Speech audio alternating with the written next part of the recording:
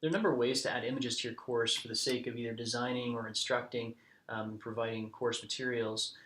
Right now we're going to go over how to do that with the formatting tool button. At the very top you're going to see a button that says Embed Image. If you mouse over it, it looks like a little mountain in the sun.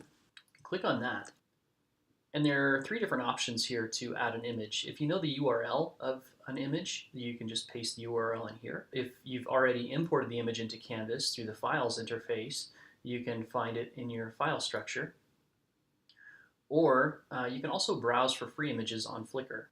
The URL feature is fairly easy. Every image on the internet has a URL. So as long as you can find that URL, you can use that image here. One thing you might want to be careful of is copyright.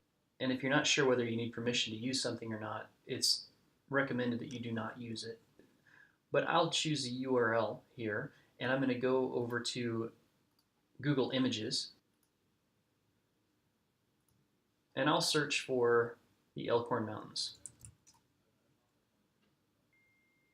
Let's say I really like this image, and I want to use it in my course.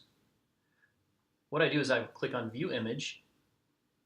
And when I do that, I can see the URL of the image up here at the very top in the address. I can right-click and copy this URL, come back into Canvas in the other tab that I'm working in, and I can paste that URL in here and update.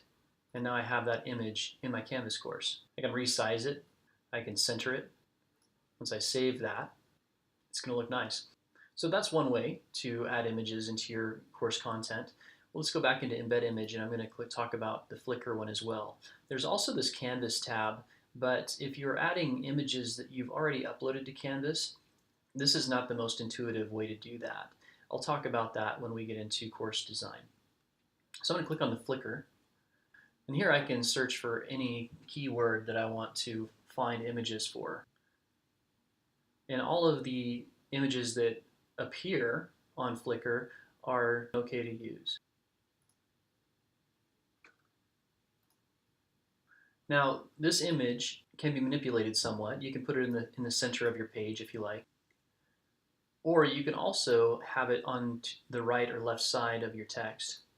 I highlight that image and do a right align, for instance, and I can resize it a little bit.